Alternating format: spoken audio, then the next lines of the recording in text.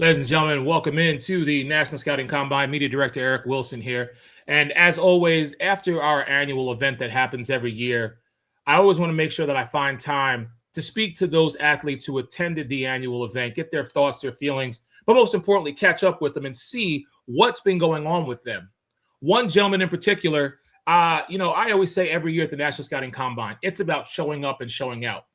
But this man not only showed up and showed out, but prove to everybody that truly age is definitely not a number. Please help me welcome. He was a free agent at the 2026 National Scouting Combine in Naples, Florida, and is now the quarterback for the AF1 Oregon Lightning.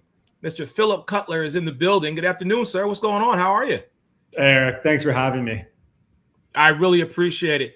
So if you would, just really quick, just for the viewing audience, kind of remind the people who you are so we can kind of dive into what your journey has been like.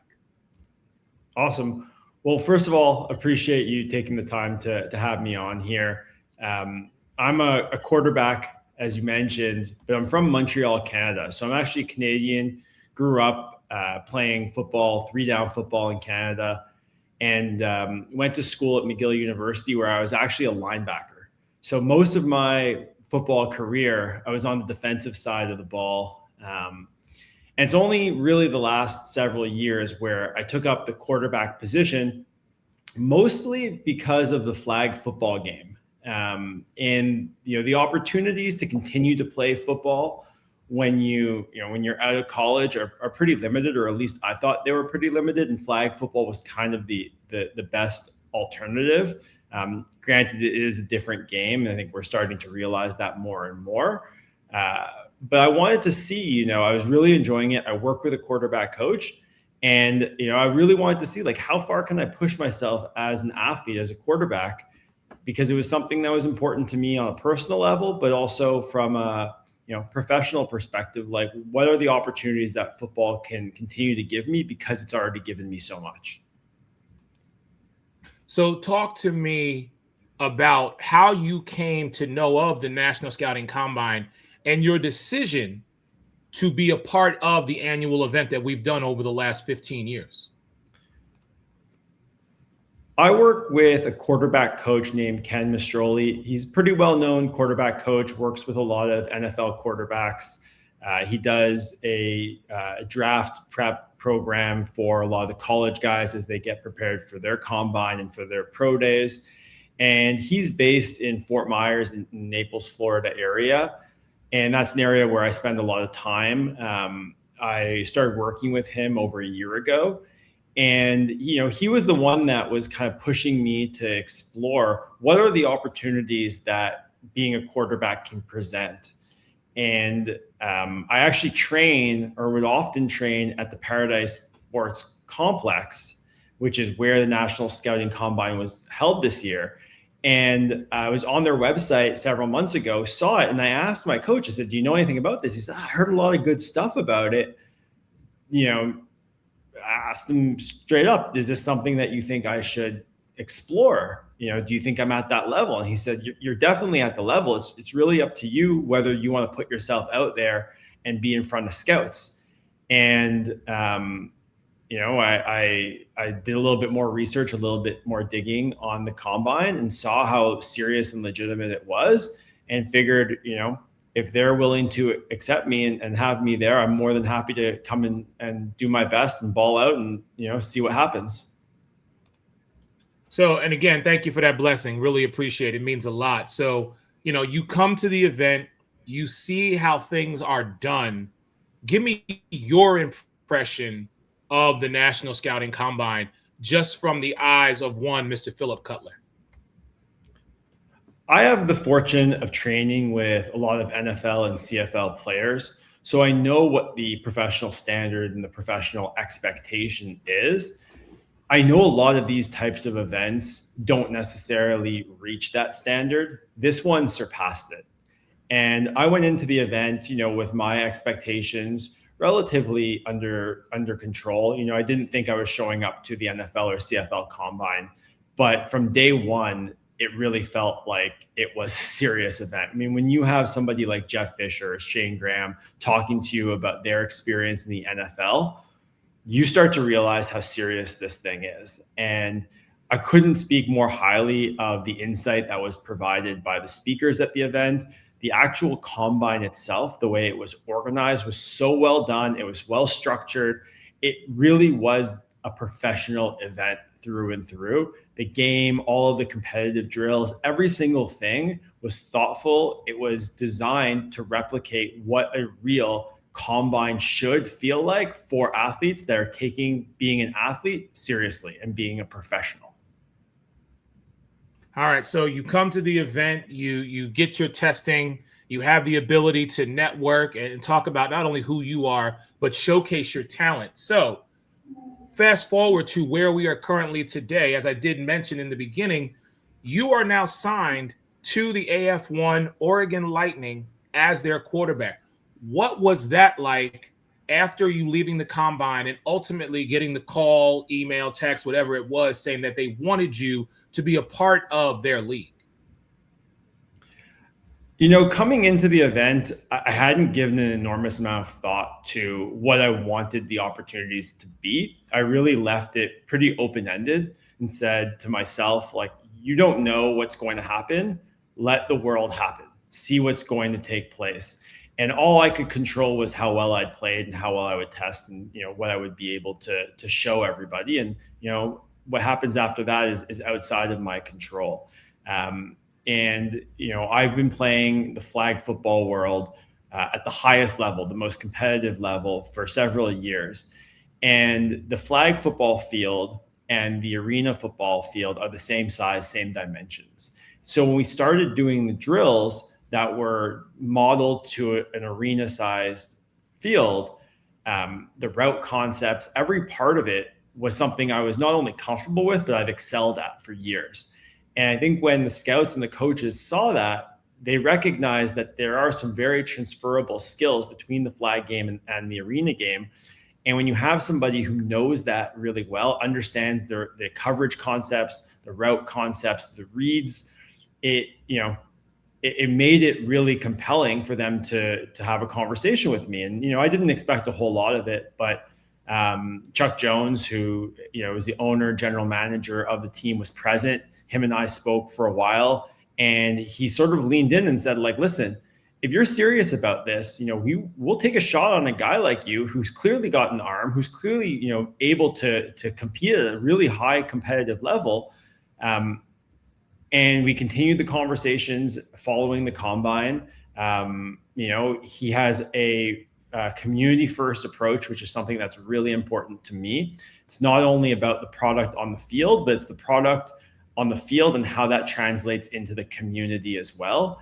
And, you know, I really was impressed with everybody I spoke to with the AF1 that was present. Gary Compton, you know, there was some of the top brass from the AF1 present scouting at this event. And that really sent a signal how serious the league was and how serious the teams are. So from my perspective as an athlete, this was not only an opportunity, but an incredibly rare and unique opportunity. All right, so I want to ask you, you know, was Chuck Jones the only coach that you spoke with, whether it be at the National Scouting Combine or after? And if there was another coach that you did speak to, what made you choose, aside from it being a community-based first organization, as you mentioned, what made you choose Oregon? So it's a great question. I had a lot of conversations. Honestly, I was shocked. I was pretty surprised at how people were leaning in. There was a lot of opportunities that presented themselves.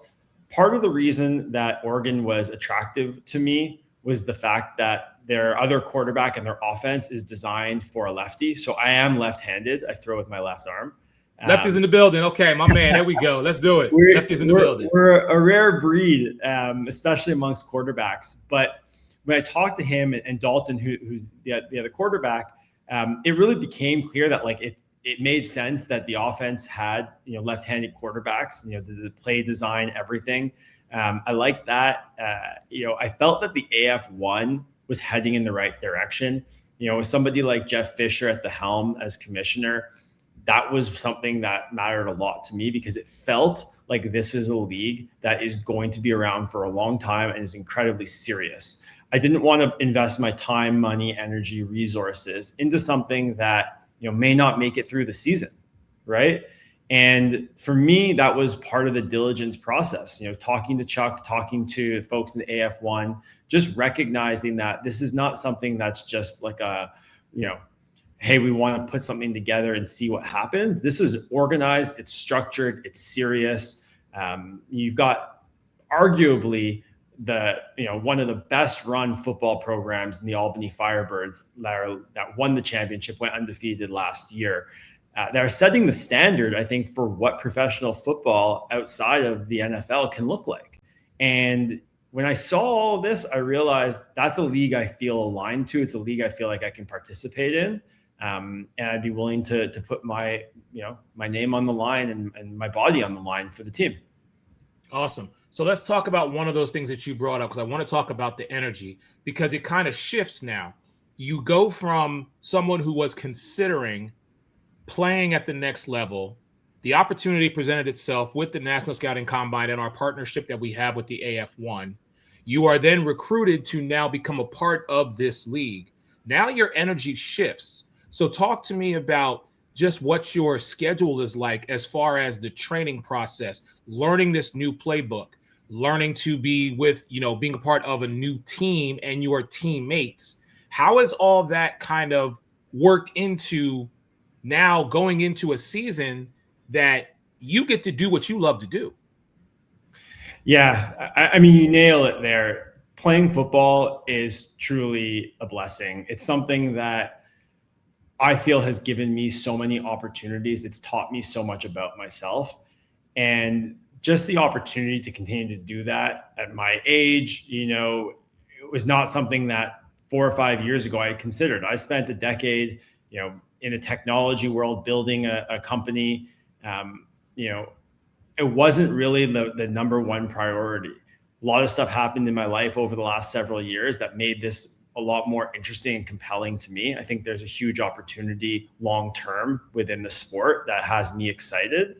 So I had to basically shift from, being a corporate CEO, which is what I was doing prior to all of this, to being a pro athlete. And I spent the last year training regularly with pro athletes.